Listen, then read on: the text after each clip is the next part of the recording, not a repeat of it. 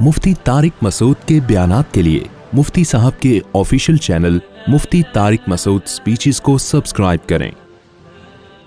में शादी के हवाले से एक बयान शिया हजरात बहुत ज़्यादा चला रहे हैं और फिर उस पर रद्द कर रहे हैं। कमेंट्स में लोगों ने लानतें और ये जो बाज़ लोगों का स्टाइल होता है, शिया हजरात से मैं गुजारिश करूँगा कि मुहर्रम में शादी करना हमारी नज़दीक जायज़ है, बल्कि बरकत का महीना है। तो अगर हमने अपनी आवाम को ये कह दिया कि मुहर्रम में शादी करो, तो आपको थोड़ी छेड़ रहे हैं, आप ना करो भाई, इसने कहा है। मैं तो सुन्नी अकीदा बयान करूँगा ना, यहाँ बैठा हूँ। अहले सुन्नत वल जमात के यहाँ मुहर्रम में शादी बिल्कुल जायज़ है। मैंने बताया था हॉल सस्ते होते हैं, तो बताया था ना, इसलिए उसमें आसानी से शादी हो जाती है, ये फ़ायदे हैं। उसमें ना तशद्दुद फैलाया जा रहा है, फ़िरक़ा वारियत। तो जब हम आपके मसलक को छेड़ ही नहीं रहे, हम तो कब कह रहे हैं कि शिया के यहाँ जायज़ है, हम कह रहे हैं सुन्नियों के यहाँ जायज़ है। तो आप लोगों को बता दें भाई ये सुन्नी मज़हब है, ये शिया नहीं। तो आप अपने जो सुनने वाले लोग हैं उनको बता दें इतना कि ये इन्होंने अहले सुन्नत वल जमात को कहा है, शिया हज़रात ना करें शादी, तो हमें उस पर कोई एतराज़ नहीं है। बयान मेरा सुन्नियों में हो रहा है, उसको आप शियों में चला के उसमें फिर रद्द कर रहे हो दलाइल से। आप दलाइल दें। अपनी नज़र में मुहर्रम, सफ़र, रबीउल अव्वल 12 महीने शादी के हैं। वैसे भी 4 जब करनी होंगी तो फिर उसमें तो इतना ऑप्शन आपके पास नहीं होता कि ये वाला महीना तो ये वाला। जिस लड़की वाले जिस महीने में राज़ी हो जाए फ़ौरन से पहले निकाह कर, वरना रिश्ता हाथ से गया।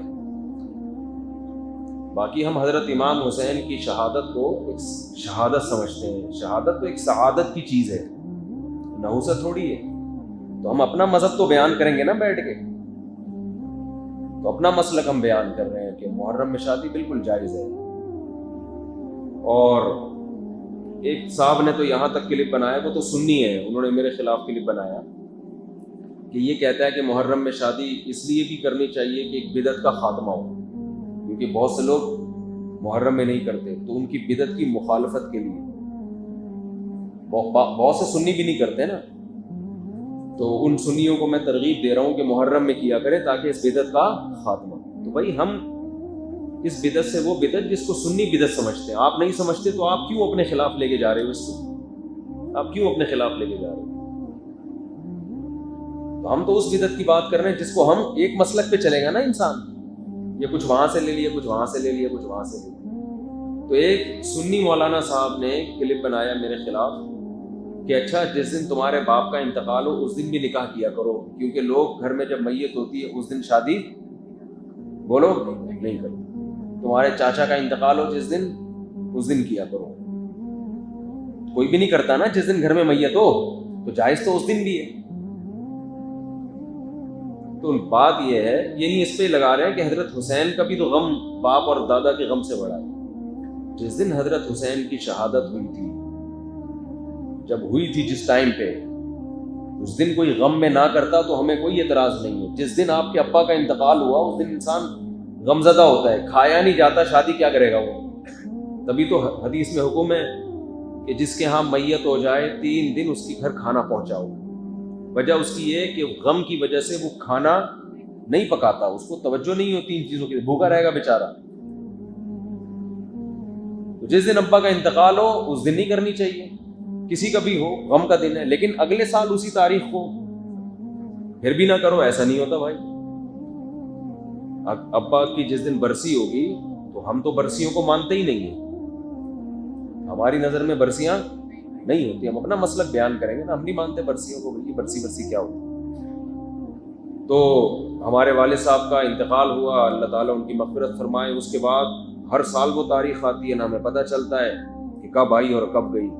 बल्कि मुझे तो स्पेसिफिक वो डेट भी याद नहीं है कि वालिद साहब का किस दिन इंतकाल हुआ था। इसलिए कि जिस दिन भी हुआ वो करना क्या है, दुआ करनी है आपने, वो तो जब याद आए कर लिया करो भाई। अब तो वालिद को, वालदा को ज़रूरत इसकी होती है कि बाद वाले उनके लिए दुआएं करें, और वो ख़ास उस तारीख़ में जिस दिन इंतकाल हुआ था उस तारीख़ में दुआ की कबूलियत का ज़्यादा इम्कान होता है। ऐसी कोई हदीस हमारे पास नहीं है। तो सारी ज़िंदगी अंग्रेज़ मनाते हैं ना मदर डे और फादर डे, ہم نہیں مناتے کیونکہ ہمارا تو روز ہی مدر ڈے اور روز ہی فادر ڈے. انگریزوں کا سال میں مدر ڈے زیادہ ہوتا ہے, فادر کا تھوڑا پرابلم ہے. کچھ لوگ منا رہے ہوتے ہیں, کچھ لوگ جن کے ہوتے ہیں وہ منا لیتے ہوں گے. مدر ڈے بہرحال وہ سب منا رہے ہوتے ہیں. تو ان کے ہاں وہ اس لیے مناتے ہیں مدر ڈے اور فادر ڈے کہ ان پورا سال ابا اماں کو پوچھنے کی توفیق نہیں. ہمارے یہاں تو بھائی روز روز ہی ابا ہیں. تو وہ یہ تھوڑی کہ 1 جنوری کو ابا تھے, 2 کو ابا نہیں ہے. وہ 2 کو بھی ابا ہیں, 3 جنوری کو بھی, فروری میں بھی وہی ابا, مارچ میں بھی وہی ابا. ایسا ابا کہاں سے لبا؟ پنجاب والے کہتے ہیں. پنجاب میں زبان بڑی مستعدی بولی جاتی ہے. وہ ایک صاحب اپنے ابا کے بارے میں کہہ رہے تھے میرے ابا یوں, میں اس نے کہا ایسا ابا کہاں سے لبا؟ لبا کسے کہتے ہیں؟ پایا؟ پتہ نہیں, شاید پائے کو کہتے ہیں نا, کہاں سے پایا. تو ہمارا تو بھائی روز ابا ڈے ہے, روز مدر ڈے, زندگی میں بھی اور موت کے بعد بھی روز ہی ان کے لیے. جب بھی دعا, مجھے تو اللہ ٹوٹی پھوٹی توفیق دیتا ہے, جب بھی ہاتھ اٹھا کے دعا کرتا ہوں تو سب سے پہلے اپنے والدین کے. تو ہاں اب وہ تاریخ ابا کی ڈیتھ, وہ تاریخ آئے گی بھی نا انتقال کی, تو اس تاریخ میں تو ہم شادی بھی کرتے ہیں اور خوشیاں بھی منا رہے ہوتے ہیں, کیونکہ وہ جو دن تھا وہ دن چلا گیا. اور ویسے بھی 3 دن سے زیادہ تعزیت کو شریعت نے پسند نہیں کیا. 3 دن غم کے بہت ہوتے ہیں.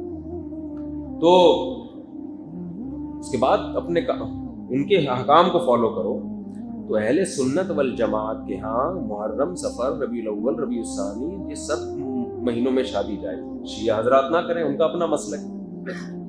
تو لیکن اس پہ کلپ بنا کے نیگیٹیوٹی پھیلانا یہ غیر اخلاقی حرکت ہے. اور کلپ بھی کاٹا جاتا ہے اتنا سا, پوری بات سامنے نہیں آتی ہے, اتنا سا کلپ کاٹ کے چلا رہے ہوتے ہیں. تو یہ فیس بک پہ بہت زیادہ بدتمیزی ہو رہی ہے اس ٹائپ کی. تو پھر بھی اگر کوئی نہ کرے محرم میں تو نہ کرے, ہم کو گن پوائنٹ پہ تو کروا نہیں رہے اس کو, پھر بھی نہ کرے. میری ایک دفعہ شادی محرم میں بھی ہوئی تھی, تو حقیقت ہے. تو مجھے یاد ہے 9 محرم کو ہم نے وہ ولیمے کا لوگوں کو بولا, تو وہ بعض لوگوں کے منہ بن گئے کہ یہ کون سا دن ہے. میں نے کہا بھائی ہمیں تو آج ہی اتفاق سے فرصت ملی ہے, تو جب شادی ہوگی تبھی ولیمہ ہوگا نا. تو نکاح ہوا تھا 1 آدھ دن پہلے, تو بھائی اب آج ہی ہے, تو انہوں نے آ گئے. پھر وہ کھانا کھوڑنے سب پہنچ جاتے ہیں. وہ ایک داماد تھا نا, ایک ہونے والا داماد, تو لڑکی والوں نے اس کو کہا کہ تم ہماری بیٹی سے, آج مجھے ذرا ہلکا ہی بولنے دیں, ہلکا, ٹھیک ہے نا, تو ہلکی پھلکی باتیں. 4-5 دن سے سیٹنگ آؤٹ ہوئی ہے. تو لڑکی والوں نے بولا کہ تمہیں گھر داماد بننا پڑے گا, اس شرط پہ ہم اپنی بیٹی دیں گے گھر داماد. ایک دم تیش میں آ گیا, یہ بے غیرتی, یہ بے شرمی قبول ہے. آخر میں فوراً کہتا ہے, ایک دم سوچتا ہے نا, کہتا ہے چھوڑو بے غیرتی بے شرمی دے گا, لیکن قبول ہے, اور کیا چاہیے. تو کس میں کہہ رہا تھا میں یہ ہے, ہاں تو لوگوں نے کہا محرم, یہ پھر پہنچے گئے سارے. تو جو نہیں کرنا چاہے وہ نہ کرے. ہماری نظر میں حضرت حسین سے محبت کا یہ طریقہ ہی نہیں ہے نا کہ محرم میں سوگ منائے. ہمارے ہاں دوسرا اسٹائل ہے محبت کے اظہار کا, دوسرا طریقہ ہے. تو ہم کہتے ہیں ان کو فالو کرو. حضرت حسین کی اتنی بڑی داڑھی تھی, کتنے لوگوں کی داڑھی ہے بڑی. حضرت حسین بے انتہا سخی تھے. اس دور میں جو سید ہوا کرتے تھے نا آل رسول, اتنی سخاوت ہوتی تھی کہ ان کی سخاوت کی مثالیں بیان کی جاتی تھی. حضرت حسن رضی اللہ تعالیٰ عنہ اتنے سخی تھے کہ ایک مرتبہ آپ نے باغ میں دیکھا کہ ایک غلام کھانا کھاتا ہے, ایک نوالا خود کھاتا ہے, ایک نوالا کتے کو کھلاتا ہے, اپنے کھانے میں سے آدھا اس کو دے رہا ہے. تو حضرت حسن نے پوچھا کہ یہ کیوں کر رہے ہیں؟ اس نے کہا مجھے شرم آتی ہے کہ میں ایک جانور کے سامنے کھانا کھا رہا ہوں اور یہ بیچارہ للچائی کی نظروں سے میرے سامنے دیکھ رہا ہے. غیرت مند لوگ تھے نا. حضرت حسن کو خیال آیا کہ جب یہ غلام ہو کے اتنا غیرت مند ہے کہ آدھی روٹی کی سخاوت کر کے کس پہ خرچ کر رہا ہے؟ جانور. تو ہم تو آل رسول میں سے, ہم تو نبی کے نواسے ہیں. حضرت حسن رضی اللہ تعالیٰ عنہ نے اس غلام سے کہا کہ تیرا مولا کہاں ہے،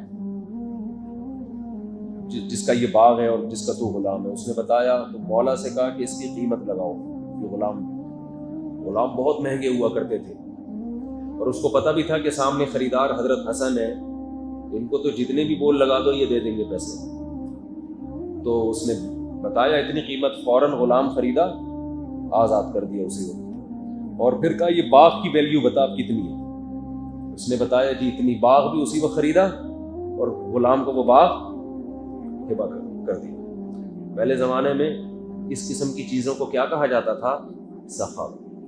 آج جو سخاوت ہے جس سے حاتم طائی کی شرما جائے وہ یہ ہوتا ہے کہ وائپر کسی نے صاف کیا گھنٹہ لگا کے نا آپ کی گاڑی پہ، جب آپ کی گاڑی سگنل پہ رکی تو غریب سا بچہ آیا 1 گھنٹہ لگا کے اس نے سرف ورف لگا کے صاف کیا. آپ نے 5 روپے کا سکہ آج کل چل رہا ہے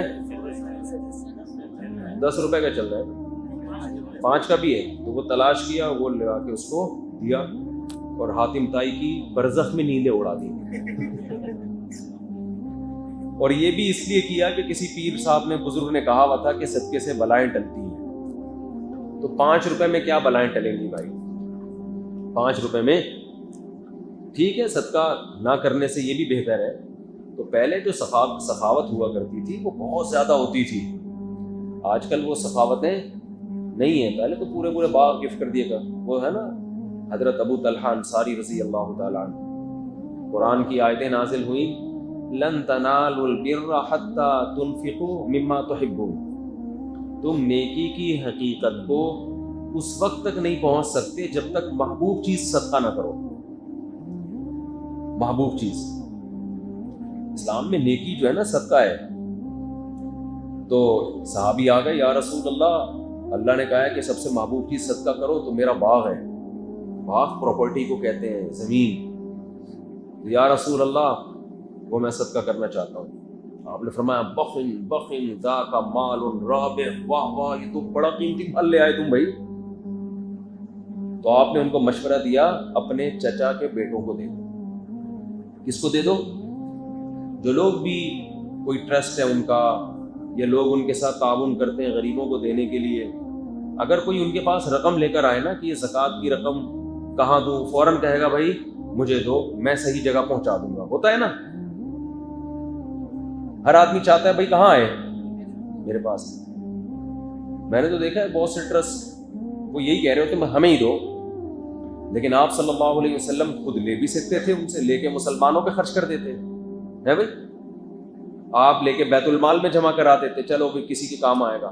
آپ نے فوراً فرمایا اپنے چچا کے بیٹوں کو جا کے دے دو، گفٹ دے دو. اس سے پتہ چلتا ہے دیکھو ہمارے نبی کیسے، اللہ نے آپ کے دل سے مال کی کوئی لالچ نہیں، یہ بھی نہیں کہ میری جیب سے لوگوں میں جائے، کچھ بھی نہیں.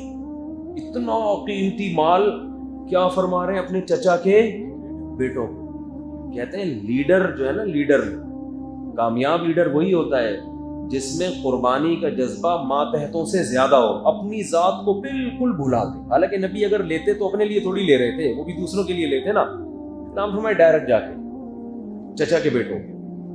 آج عام طور پر یہ جذبہ نظر نہیں آتا. اگر کوئی آپ سے آ کے مشورہ لینا میرے پاس 1 کروڑ روپے ہیں، میں ہدیہ یا صدقہ دینا چاہتا ہوں، بتاؤ کون؟ وہ کہے گا میں ہوں. سب سے پہلے تو اپنا ذکر کرے گا، اور اگر اپنا نہیں تو کہے پھر میرے ذریعے سے دو، تاکہ دھونس کون جمائے بعد میں؟ میں. اس کا نام تھوڑی آئے گا جس نے دیا ہے، نام آئے گا ہمارا. وہی یہ لوگوں میں ہوتا ہے. تو اس میں کچھ مخلص بھی ہوتے ہیں لیکن اصل اخلاص یہ ہے، کوئی صدقے کی رقم لے کر آئے، آپ بولو بھائی اپنے رشتہ دار کو. نبی نے کیوں فرمایا؟ اس لیے کہ اسلام کا ایک بہت اہم حکم ہے رشتہ داری جوڑنا. کیا حکم ہے؟ تو آپ نے عمل کر کے دکھایا بھائی. اپنے چچا کے بیٹوں کو دو گے، جب وہ باغ دیں گے اپنے چچا کے بیٹوں کو، تو چچا کے بیٹوں میں کبھی بغض، غیبت، بہتان ہوگا؟ بھائی آج کل یہ ہوتا ہے نا کہ میرے چچیرے ہی میری ٹانگیں کھینچتے رہتے ہیں. یہ ہے نا ہیڈک. لوگ مجھے کہتے ہیں مفتی صاحب آپ رشتہ داروں کی بات کرتے ہو، سب سے زیادہ تو بڑا رشتہ دار کھوتے ہیں ہمارے لیے، سب سے زیادہ غیبتیں آپ کے رشتہ دار آپ کے خلاف کر رہے ہوتے ہیں، لیکن کیا ابو طلحہ انصاری کے رشتہ دار نے کبھی ان کی غیبت کی ہوگی اس کے بعد؟ تو پتہ ہے بھائی اس آدمی انہوں نے اتنا بڑا ظرف مجھے پورا باغ ہدیہ دے، تو رشتہ داری جوڑنے کے لیے روکھڑے کا خرچ کرنا بولو ضروری۔ روکھڑے کی بات آئی تو ایک اور آئے ذہن میں آ گئی، وہ کر کے پھر آگے چلتے ہیں۔ ان چیزوں سے آج نا لوگ ہٹ گئے ہیں، بس محرم میں یہ کر لو اور ربیع الاول میں یہ کر لو۔ ابھی ربیع الاول میں الگ سیٹ اپ شروع ہو جائے گا۔ عمل زیرو، عمل کیا ہے؟